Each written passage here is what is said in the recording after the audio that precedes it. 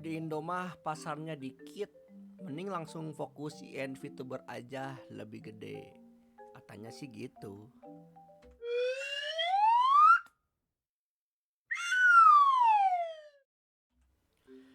Ya, kembali lagi bersama saya Harun Ozuka di Celoteh Haru ya.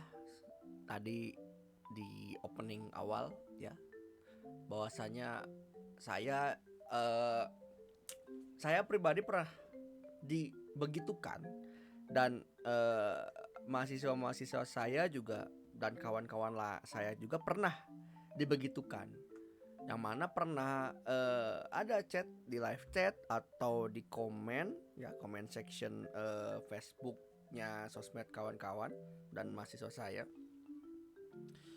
Mereka bilang di Indo mah pasarnya dikit katanya, mending langsung fokus IN VTuber aja lebih gede. Bener, saya di situ eh ya namanya juga pemikir ya, namanya juga saya proklaim pengamat juga gitu ya. eh jadi menarik gitu ini mas, dan ini tuh cukup konsisten yang diucapkan oleh para viewer, terutama masalah viewer sih. Yang VTuber lain juga ada sih, ada yang bilang gitu, tapi cenderungnya dikit lah. Cuman emang langsung aja gerak sana gitu ya. Nah, saya ingin bahas dari ya kalimat ini doang saya jadi kepikiran cukup banyak hal ya. Mungkin diawali dengan kata-kata pasarnya dikit di Indo. Ya, di Indo dikit pasarnya. Nah, mungkin kalau untuk 3 tahun yang lalu barangkali iya, karena personally saya juga baru mendalami virtual YouTuber itu di tahun 2019 ya, ketika ada Komifuro gitu ya, saya lupa pokoknya. Aduh, saya tahu Ava ID, ada Maya Putri, Mincan gitu. Aduh, pokoknya virtual YouTuber tuh ada gitu, tahu. Di 2018 pun ada gitu, tahu gitu. Tapi nggak ngikut karena saya masih aktif dan senang mendalami yang bersifat offline gitu ya. Offline di sini ya mungkin cosplay, band, idoling, idol and dance gitu kan. Kemudian nyanyinya. Jadi yang bersifat offline konvensional ya, yang bersifat high touch ya, high crowd gitu ya. Saya masih ngikutin. Tapi yang bersifat yang digitalisasi, yang online, misalkan UTAIT, yang bersifat voice acting, seiyu gitu ya. Kemudian ya termasuk mungkin virtual YouTuber, itu saya nggak terlalu ngikutin. Ilustrasi juga saya nggak ngikutin, saya juga kurang tahu ya, karena saya merasa mereka tidak ya saya tidak tergapai aja lah gitu. Mungkin link saya rendah aja gitu. Saya memang cuman aktifnya di sana-sana aja gitu ya. Di situ saya cukup tahu, tahu aja, cuman baru mendalami ketika di 2019 pertengahan. Karena sudah mulai teman-teman saya tuh membahas itu, "Pak, tahu nggak virtual YouTuber?" Tahu. Ngikutin nggak? Enggak gitu. Ya dulu, dulu gitu ya. Nah, makin zaman situ wajar ketika saya diberitahu dan saya mencari tahu bahwasanya cerita Tessa adalah VTuber pertama di Indonesia. Lalu ada Maya Putri, itu kan punggawa-punggawa VTuber Indonesia kan di kedua orang itu ya. Kemudian nanti lahir ada Ipochan, ada Kalar Charlon, ada Evelyn, ada Nagisa Senpai, dan lain-lain gitu, ada Minchan gitu kan.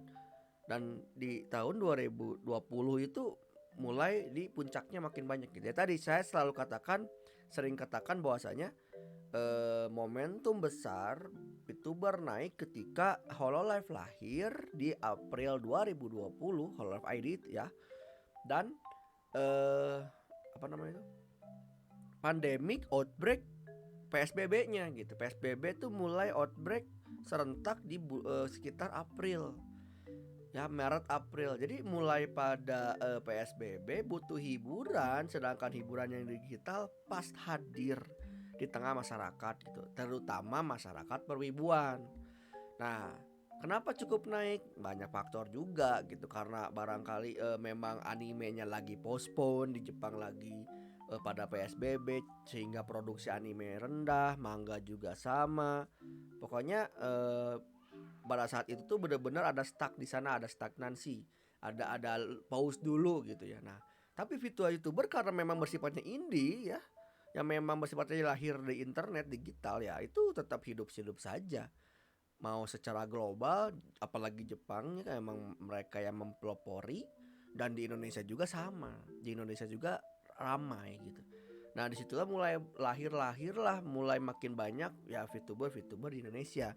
Nah, pasarnya gimana? Ya pasarnya mah dari tahun 2000 sekitar 18-19 juga udah ada. Cuman ya tadi masih mungkin asumsi saya juga masih segelintir saja, tidak terlalu banyak yang memang suka cosplay, bahkan jadi cosplayernya, ada yang suka idol and dance, bahkan jadi dancernya, cover dance gitu ya, yang band juga.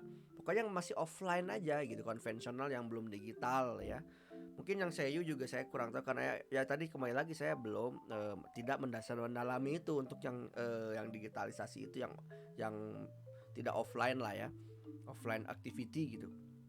Nah, kemudian ya pasar-pasarnya itu sebetulnya sekarang sangat-sangat berkembang gitu. Nah, memang saya tidak mempunyai datanya, tapi saya rasakan jangankan dari marketnya gitu, dari sesama virtual youtubernya saja, sesama virtual kreator, saya pun merasa makin waduh ini siapa gitu kan. Saya sebagai pelaku pun sama-sama bulan April 2020 setahun lalu sampai saat ini pun sudah mulai, wih ini ada anak baru nih, ini ada yang baru nih, ada yang debut nih, itu udah benar baru, bahkan agensi pun banyak gitu. Nah, sebetulnya perkembangan di Indonesia itu sangat cukup pesat gitu. Dan memang gimana ya, emang terakselerasi, terkatalisasi gitu ya, dipercepat emang adanya pandemik membutuhkan hiburan lain gitu. Dan hiburannya tuh antara penontonnya dengan para aktivis sebelumnya, mau aktivis dari di Jepangannya, mau memang normisnya yang memang orang-orang yang memang ingin nge-YouTube tapi tidak mau kelihatan orangnya, dirinya sendiri. Ada media untuk mengekspresikan dirinya melalui original karakter yang dianimasikan atau tidak, ya kayak PNG lah ya. Kalau dianimasikan mungkin seperti ini dan pakai 3D, Viroid dan kawan-kawan gitu. Nah, itu kan eh, itu yang menjadikan makin banyaknya peminat di virtual YouTuber, terutama dikatalisasi lagi, dipercepat dan di push terus dengan ya punggawanya yang di Jepang, yaitu Hololive dan Niji Sanji. Dengan pandangan saya metode Hololive adalah worldwide-nya, sedangkan Niji Sanji adalah apa namanya tuh, fansnya yang diperkuat gitu. Hololive memperluas sampai menjangkau semuanya, bener-bener fenomenal banget ya, cepat banget terspread information tentang virtual YouTuber, sampai jutaannya cepat juga ya. Di Sanji memperdalam fandomnya gitu. Dan kawan yang lainnya, karena saya tidak mengikuti ya, karena saya memang cuman yang di Indo lah ya. Tapi memang dari dua punggawa ini tuh benar-benar kerasa gitu. Memang Kizunai dari awal juga, dari dia debut sampai saat ini juga tetap menjadi patokan. Tapi dia juga melahirkan yang agensi-agensi lain gitu, yaitu Hololive, Nijisanji dan kawan-kawan gitu ya. Termasuk di Indonesia juga, bahkan melahirkan VTuber agensi ya, independen yang memang bottom up gitu, langsung lahir. Nah, di situ kan sebetulnya Indo tuh pasarnya banyak. Tapi memang kalau ditanya banyak, tentu saja karena warganya internasional gitu ya. Secara kasat mata atau secara makro juga sangat kerasa kali ketika total jumlah manusia di dunia itu berapa sih? Berapa miliar tuh Pak? 5 gitu. Ya kalau misalkan diasumsikan 1% dari 5 miliar adalah 50 juta 50 juta misalkan, yang doyan minimal anime aja udah 1% 50 juta. Terus dari 50 juta itu tuh sebagian 50%-nya 25 juta itu adalah orang yang senang VTuber misalkan. Itu kan 25 juta sedunia gitu. Kalau misalkan di Indonesia dengan manusianya 270 juta ya misalkan, kemudian 1%-nya 2,7 juta, 1%-nya suka anime di Indonesia misalkan ya. Kemudian setengahnya ya 2,7 juta gitu yang suka virtual YouTuber misalkan, atau nggak tahu bahkan mungkin nggak dari itu, nggak setengah, mungkin 20% lebih kecil lah misalkan, bahkan cuma 500 ribu atau sejuta gitu. Ya itu kan cukup banyak bagi nasional gitu ya. Jadi secara hitung-hitungan asumsi tadi pun itu sebetulnya banyak tapi skala nasional. Tapi kalau secara internasional tentu saja. Tapi ketika marketnya besar tentu saja pedagangnya juga banyak juga gitu. Jadi memang ya wajar ketika disebutkan ya inevitable lebih banyak. Ya tentu saja. Karena pelakunya makin banyak gitu. Maksudnya gini, asumsinya gini, ketika yang mengaku dirinya VTuber ID, apakah ID doang? Kalau ID doang, oke, jadinya nasional. Tapi ketika dia bisa berbahasa Inggris dan mengaku sebagai IN di sini tuh bukan kewilayahan. Soalnya VTuber itu selama ini kan pakai pendekatan regionalitas gitu, maksudnya regional, ya. Eh Bersifat kewilayahan gitu. VTuber ID itu ID-nya apa? ID-nya kewilayahan, atau ke status kewarganegaraan ID-nya, atau bahasanya Indonesia. Ada 3 tafsirnya. Kemarin itu juga sampai mentafsirkan database saya juga. VTuber ID itu apa?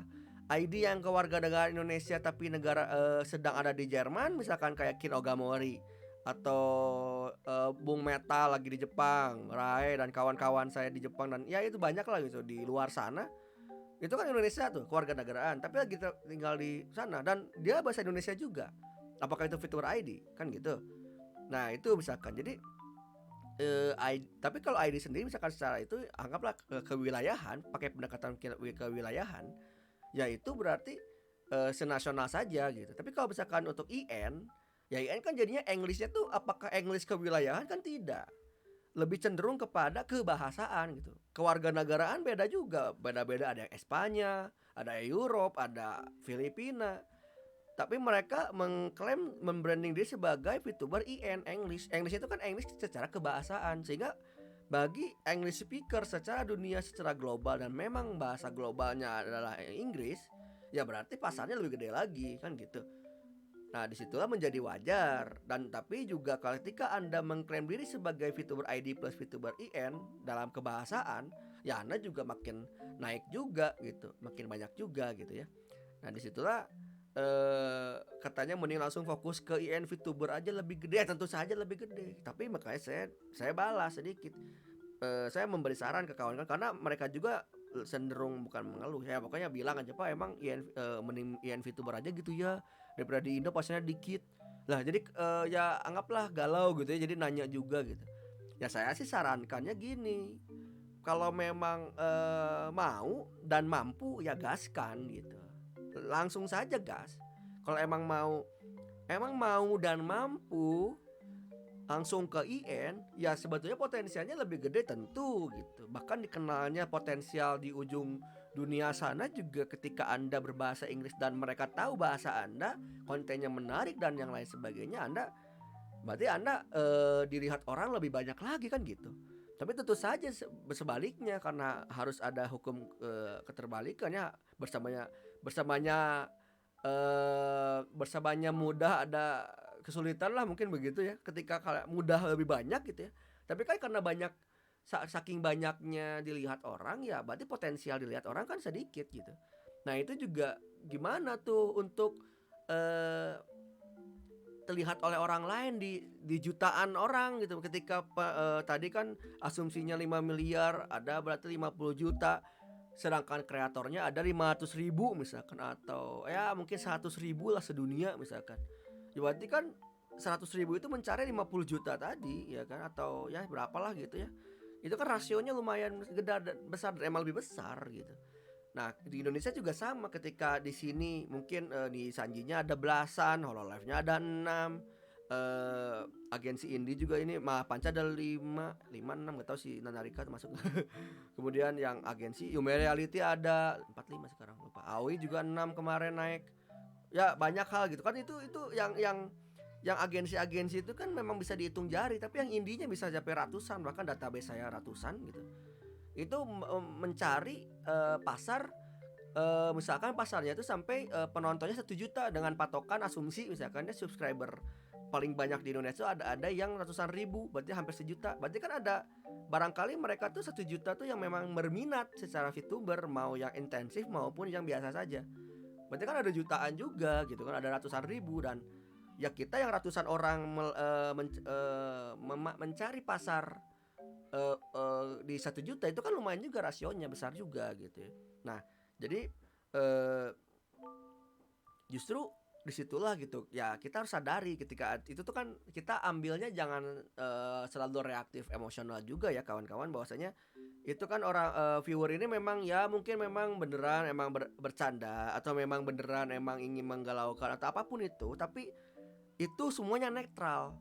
Yang di luar sana tuh semuanya netral masalahnya. Apapun yang mereka katakan itu yang paling penting adalah reaksi Anda, respon Anda. Ketika melihat baca itu langsung galau, aduh emang ya IN aja kali ya, di Indonesia mah gak ada yang nonton. Masalahnya apakah memang bakal ditonton juga kalau IN, kan ini lebih ya itu Anda bisa ke situlah gitu ya. Jadi bisa dipelajari, barangkali itu emang advice, emang barangkali ada potensial Anda ke IN karena Anda Inggrisnya bagus. Sok atuh kembangkan barangkali, atau ya sesuaikan gitu aja. Yang penting ketika Anda mau dan mampu, gaskan. Jangan ditahan-tahan gitu. Kalau memang nggak mampu dan nggak mau, ya udah Indo aja itu masih banyak gitu. Dan tetap ketika competitiveness ya, meskipun ya saya selalu bilang kan, bersamanya kolaborasi ada kompetisi ya, bersamanya kolaborasi ada kompetisi. Ketika kita semua duduluran sesama virtual creator, tapi kan tetap aja kita ada sisi competitivenessnya ada gitu. Sisi kompetisinya apa ya, tadi saling meraup pasar yang ada yang memang berminat kepada kita. Gimana caranya kita dinotis orang, bagaimana kita mengengage mereka, bagaimana kita terekspos untuk mereka itu melihat konten kita, karya kita. Itu kan sisi kompetisinya di sana. Tapi kita juga bisa berkolaborasinya di sana gitu ya. Bisa jadi bersamanya kolaborasi ada kompetisi. Disadari juga seperti itu. Ya, jadi kurang lebih saya ingin katakan, ketika Anda mampu dan mau, monggo banget untuk IN, monggo. Bahkan dari awal langsung saya mah IN aja, Indo mah kagok, gaskan. Yang penting yang tadi ya, sebelum video sebelumnya, ketika ada tujuan, mau menjadi IN VTuber, mau jadi ID VTuber, maupun mungkin jadi Sunda VTuber, mau jadi Betawi VTuber, mau menjadi Jawa VTuber gitu kan, atau Banjar VTuber, keregionalitasan gitu kan, monggo baik. Yang penting Anda punya tujuan. Dengan adanya tujuan, Anda memiliki nafas panjang untuk survive. Karena ketika Anda punya tujuan, Anda punya determinasi, Anda punya tekad, tidak ada yang bisa mengalahkan Anda. Oke? Fokuslah pada karya Anda dan teruslah melangkah berkarya terus menerus. Oke?